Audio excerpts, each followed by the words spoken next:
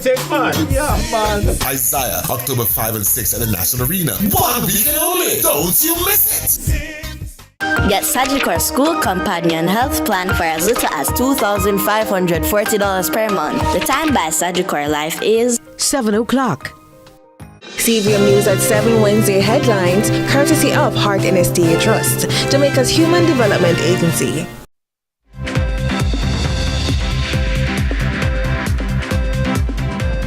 Tonight in CVM News at 7, Holness takes Integrity Commission IEC to court, calls to address flooding in Port Morant, and fire destroys betting facility in Manchester.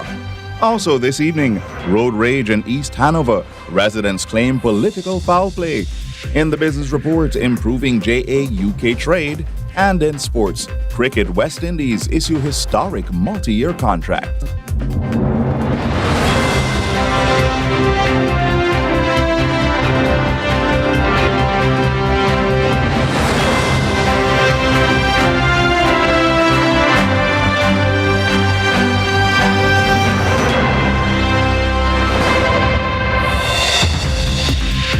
From Kingston, Jamaica, this is CVM News at 7. I'm Stephen McHugh.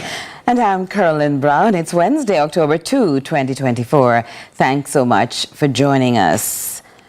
Prime Minister Andrew Holness is hitting back at the Integrity Commission, challenging its investigation into his finances. The Prime Minister claims that the Commission breached the law and violated his right to procedural fairness. Ramon Gordon shares highlights from the legal document.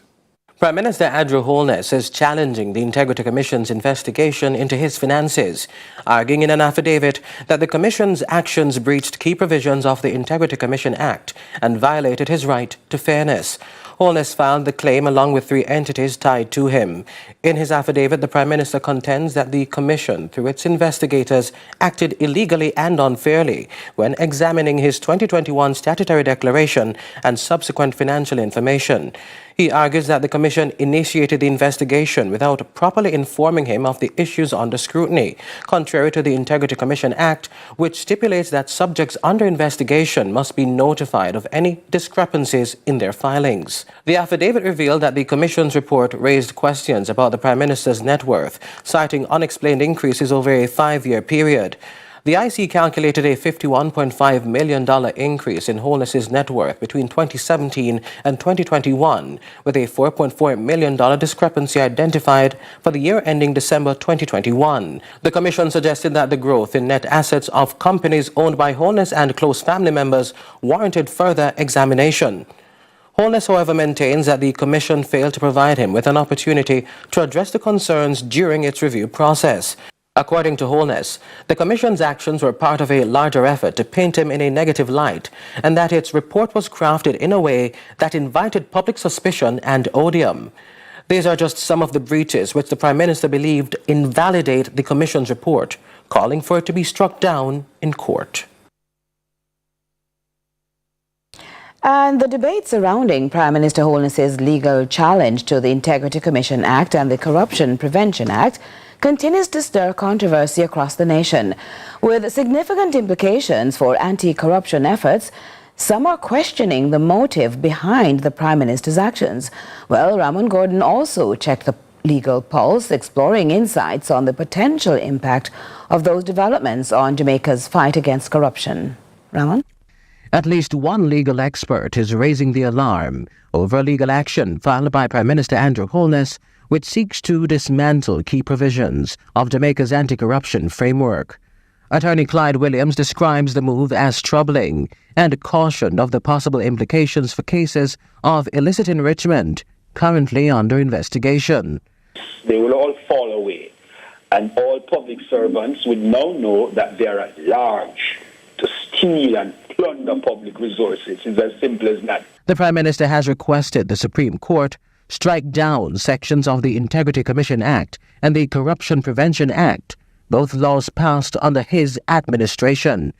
Holness is challenging Section 14(5) of the Corruption Prevention Act, which creates the offence of illicit enrichment, claiming they violate his right to due process and presumption of innocence.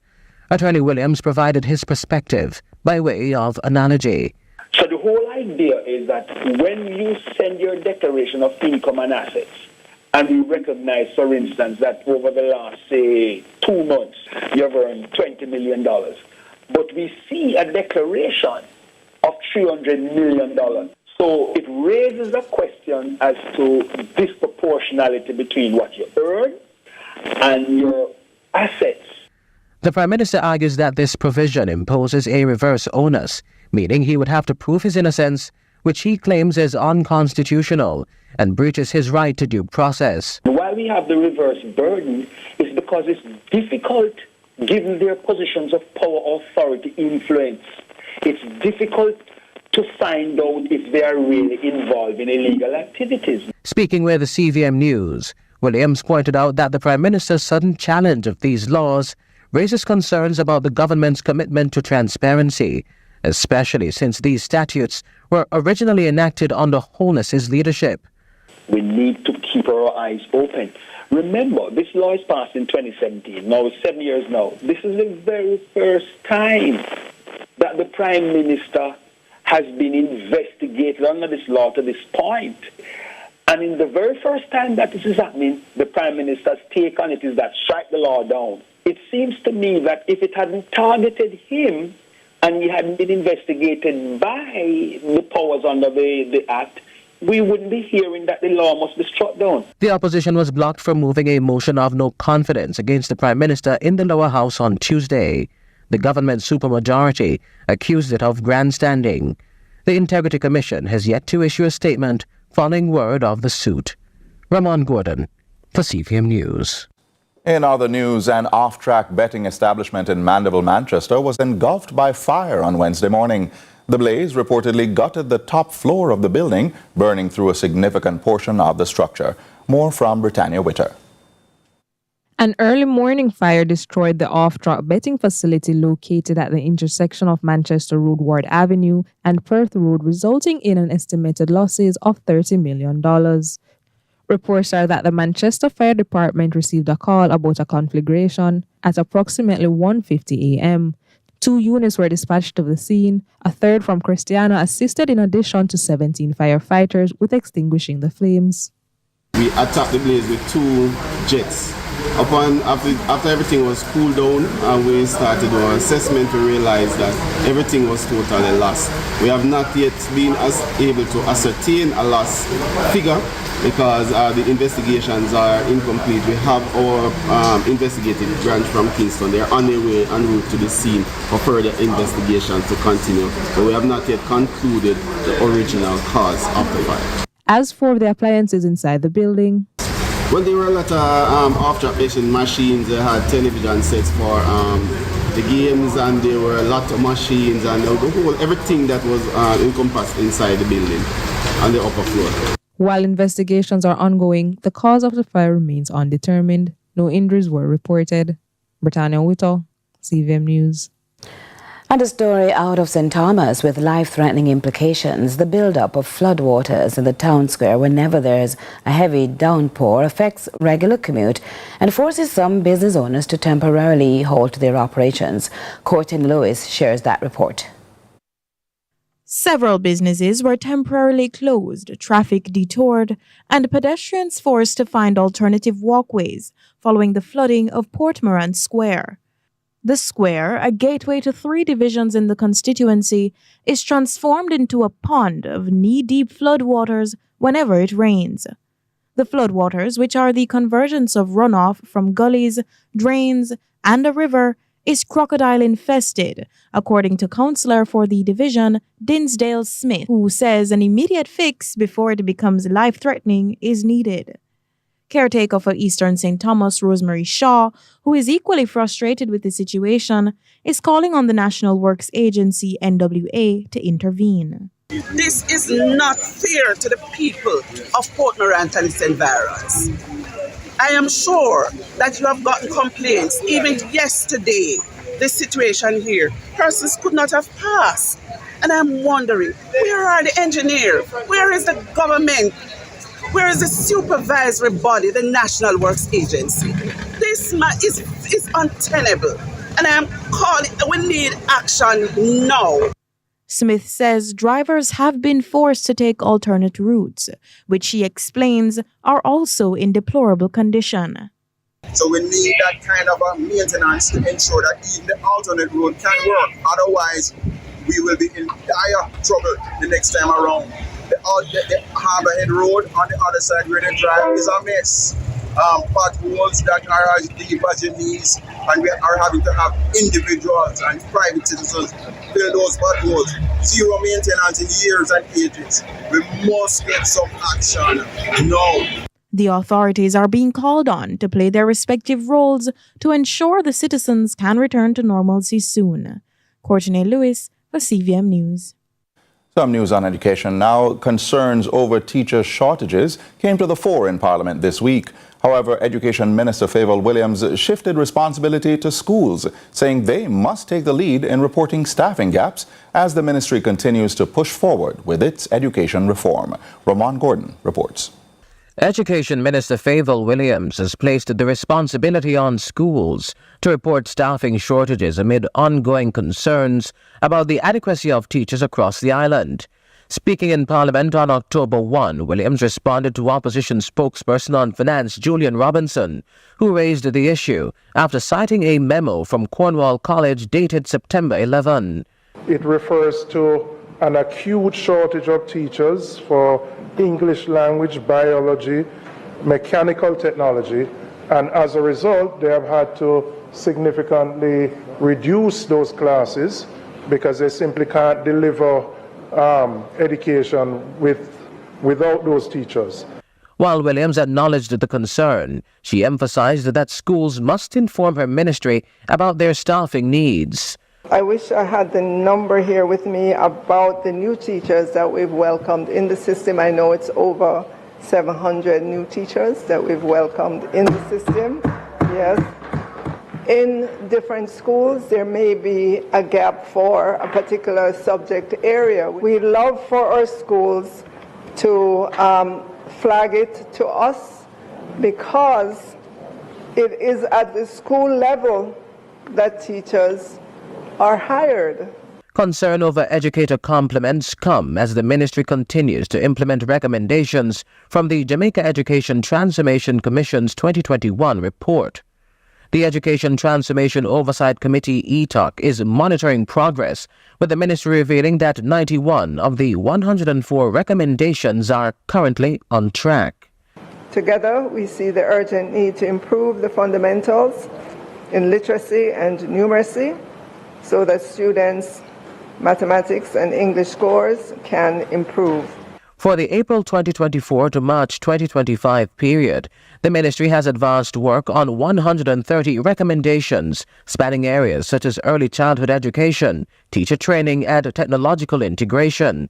In response to a separate query from opposition member Anthony Hilton about the timeline for eliminating the shift system, Williams said fewer than 30 schools still operate on shifts, although there are plans to eliminate the system entirely. We have to operate within budgets, but we are saying to all those schools that are left on the shift system that over time, and I would say over the next 5 to 7 years, we will see an elimination of the shift system in Jamaica.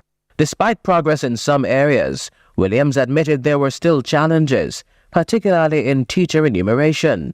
While implementation of the new MyHR system has improved payroll and pension processing, late payments persist at a few institutions.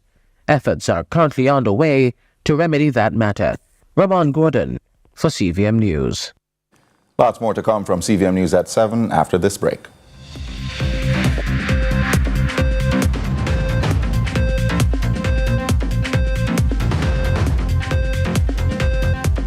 CVM News at 7 Wednesday headlines, courtesy of Heart and Estate Trust, Jamaica's human development agency. Yo, Yeah man, make some noise because Burger King Double Deal Big 2 is back. The $16.50 you get 2 whole Burger King combo is a win-win. Big 2 combos, Whopper Junior Cheese with bacon, American chicken sandwich or big fish sandwich combo for only $16.50. Spend one money, win 2 times. Food for me, I'm a party, or just for me, cause me hungry right now. Myself and I go hungry later. You see it? One money, 2 food. One money, 2 food. Win-win. Burger King Double Deal Pick 2. Me, I go show them my way of justice. I'm abused. I need legal advice. I don't deserve this. The truth of the matter is, justice there for all of it. The Ministry of Justice has trained more than 5,600 persons in restorative justice practices. More than 200,000 victims have been supported by the victim services. Legal aid has reached thousands island-wide. Make we talk it out, not fight it out. Call 888 Justice today. CVM News at 7 Wednesday, courtesy of... Your love lives on with life insurance from Sagicor.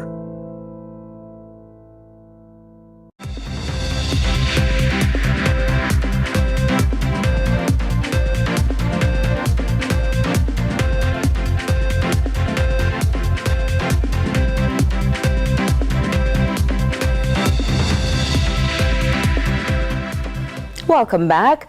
The negative reviews about working conditions for Jamaican teachers in the United Kingdom seem insufficient to deter the educators in Jamaica from moving out.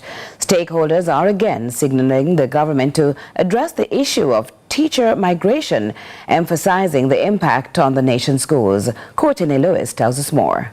The issue of teacher migration is back in the headlines, with Jamaican teachers in the UK suffering the short end of the stick when it comes to salaries. As reports reveal, they are paid significantly less than their British counterparts. The reports from British newspaper The Observer states that experienced teachers from Jamaica have been paid as unqualified, and the process to achieve qualified teacher status, or QTS, takes years. Qualified teachers within the Harris Federation can be paid between £40,000 to £60,000 a year, while others, regardless of overseas experience, are paid £38,000 at most. While Jamaican teachers are exempt from income taxes in the first 2 years of their stay and are entitled a bonus for work outside their contractual hours, the grass does not prove greener on the other side. According to the National Education Union, all recruited teachers should achieve QTS within a year, but top recruiter and second largest academy chain in England, the Harris Federation, has delayed the process, leaving teachers in what they describe as the deep end, struggling with the high cost of living and little to no training or accommodation. But JTA President-elect Mark Malaver believes that these conditions will not stop the teacher migration crisis, with more pay and opportunities for educators and their families abroad. The bottom line is that our teachers are paid almost 3 times more in the UK than what they are paid here. In addition to that, the resources are far better. The worst resource school in the UK is better than the best resource school in Jamaica. Malaver says the migration has left a lasting impact in Jamaica. Teacher quality is also compromised, and it leads to burnout amongst many of our teachers, because what happens from a school administrator's standpoint is that they now have to merge classes. So one teacher has more students to teach. Additional classes are added to teachers' timetable. Over time, teachers are going to become burnt out. He asserts the government has not acted swiftly in addressing the crisis, suggesting a multi-sector approach instead.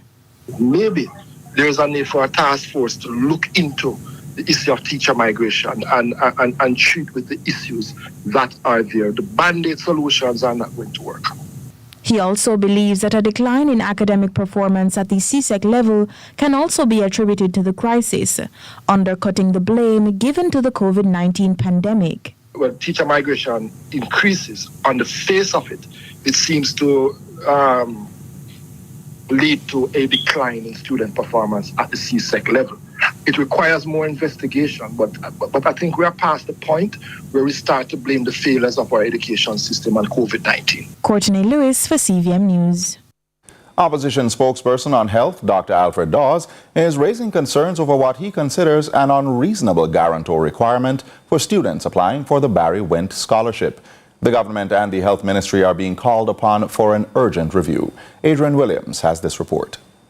Opposition junior spokesperson for Health and Wellness, Jesse James Clark, is appealing to the government to have the 3 guarantor requirement for the Barry Wendt Scholarship removed.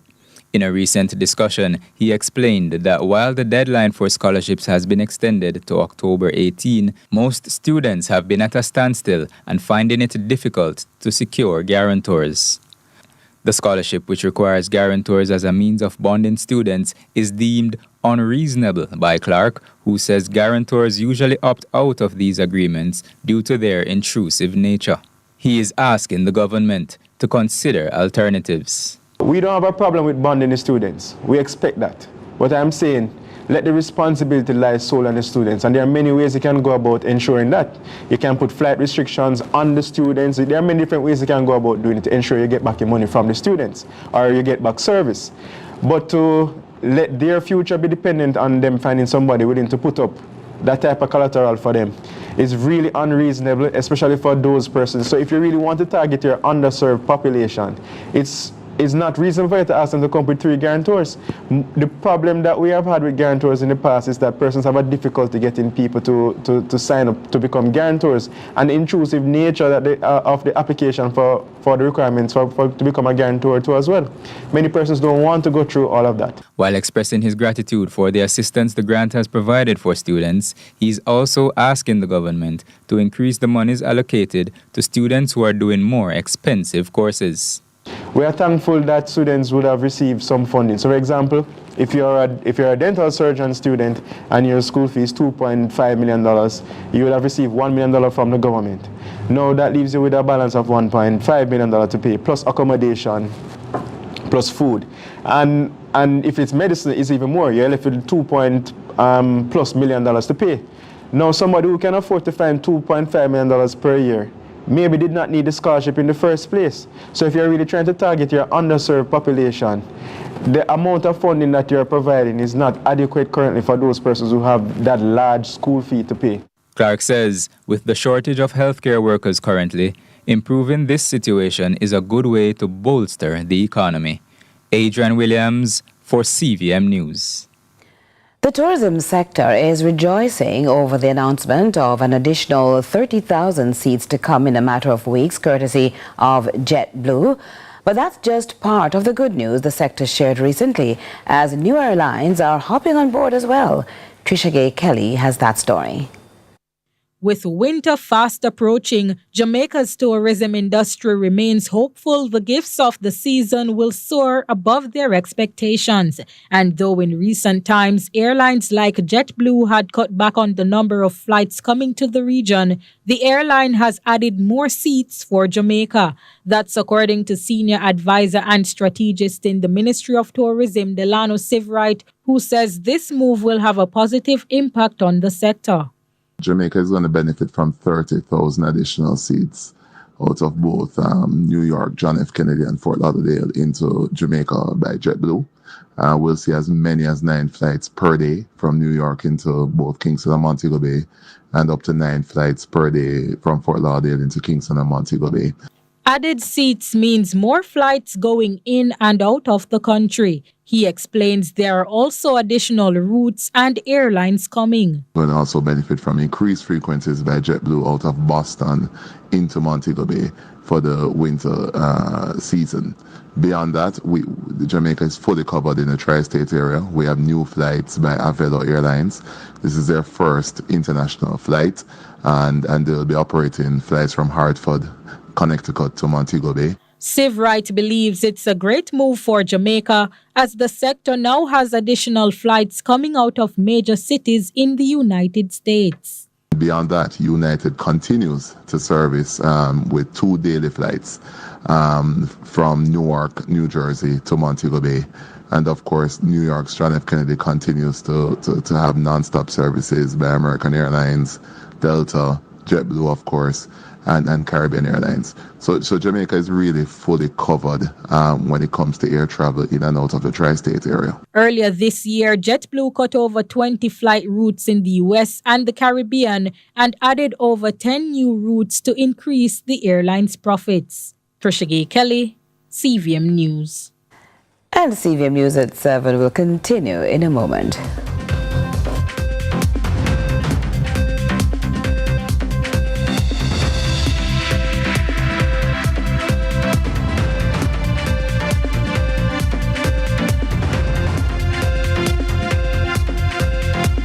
Tell your family and friend them abroad. The quick way fi send credit back a yard. Tap you up with a click right here and ding. Send on the credit with ding my something. A easy way fi send gift card for the bill. Ding my something. In a instant we get it. Ding my something. Skip the long Cambia lines with ding. Ding my something. I fill up the new link. Skip the long Cambia lines and high fees with ding. Tell your family and friends overseas the easy way for send a credit or a gift card for just about everything. Ding. All on ding. Use the code ding me for 30% off. Download the app today. So wait for Send it with ding.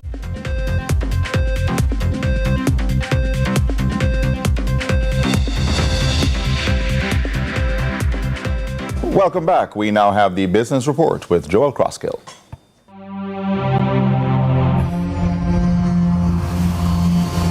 Lots to share with you in the Business Report today. The over 800,000 people living in the UK that form part of the Jamaican diaspora, along with an untold number of expats that call Jamaica their home, are in part responsible for the over $60 million in total exports recorded from Jamaica to the UK last year. And while the numbers are good, the opportunities for exchange, whether culturally or economically, has the capacity to be great. So much so that the potentials of improved trade between the nations must not be taken for granted, as Chris Bennett, Managing Director of the Caribbean Council, a London-based trade membership organisation which exists to support two-way trade between the UK and Jamaica, points out. The significance of the historic relationship and its potential for evolution over time must not be lost to familiarity. We've got big UK brands in our membership, people like JCB, people like Virgin Atlantic, people like Chivas Scotch Whisky. We've also got Caribbean companies, and we're proud to include people like Appleton, Rare Nephew, and JP Group in our membership. We haven't brought a trade mission to Jamaica for many, many years, and I was thinking about why that is. And frankly, we've tended to focus on places which are difficult.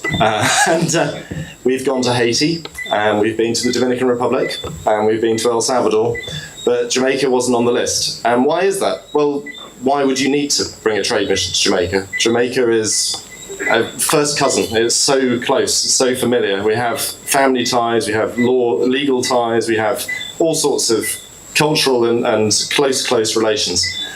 But I think there is a story to be told about Jamaica that hasn't been told yet in the UK, and that's the story of what's happening now and the change in the economic situation in Jamaica, the newfound confidence that the country is finding with its economic stability.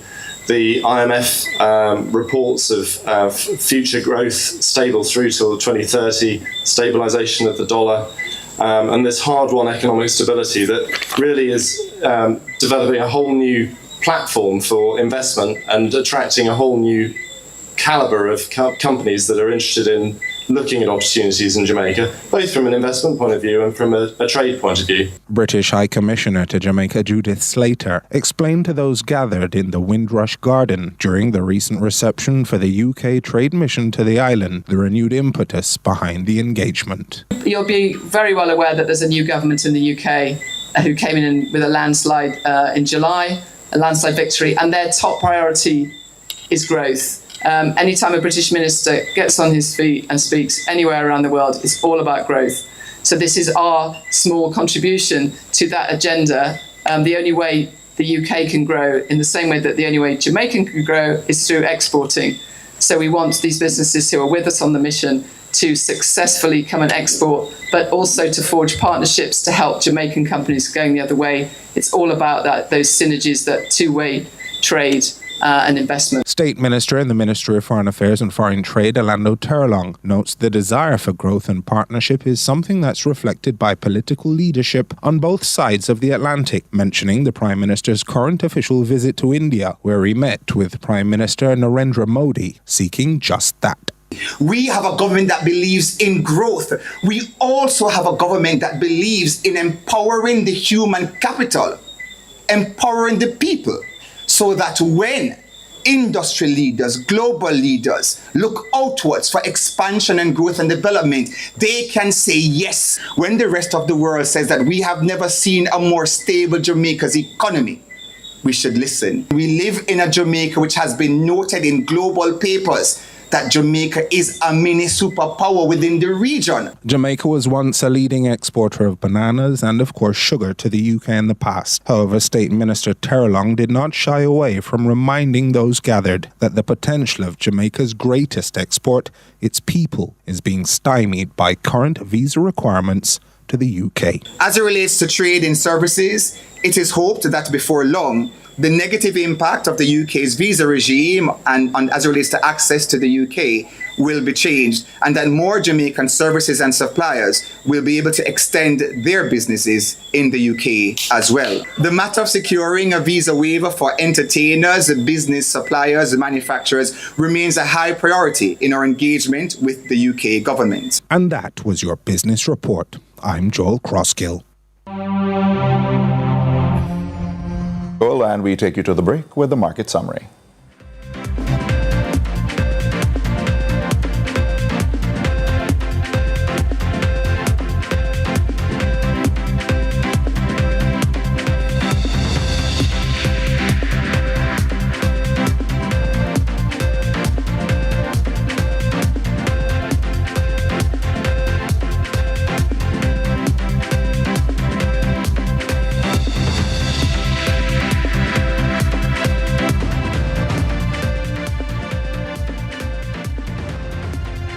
A big deal when we touch the ground. Yeah, a KFC when we're pulling up. Anything for the taste of a KFC, big deal. The time by KFC is. Come rise with sunrise this Thursday. This is us. We go inside Hollywood with Sterling K. Brown, Sandra Oakley, and Ryan Michelle Bathe. It's the business of being an actor. From big names in showbiz to names that you need to look out for. Kids Unfiltered spotlights the winners of the JCDC Marcus Garvey Awards for Excellence in the Performing Arts. We then move from the big screen to the small details. Carlton helps us to decode our paycheck. You've never seen a sunrise quite like this.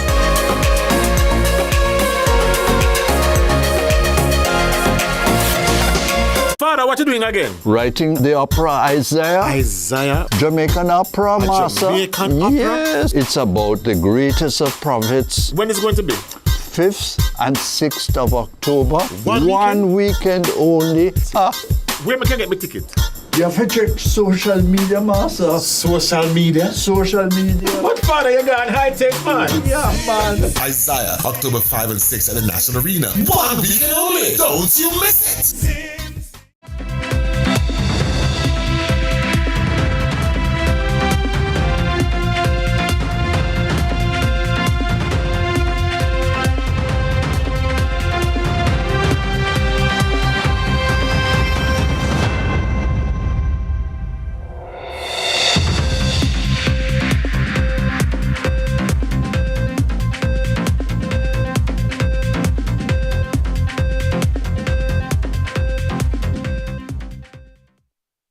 So glad you stayed with us, as it's time now for the popular social media feedback.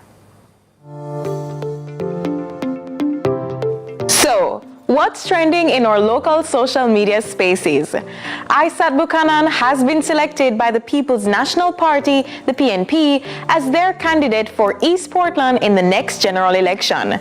Here are some of your reactions to this news. At Jai Chong 2003 writes, they already sent their strongest soldier Damian Crawford.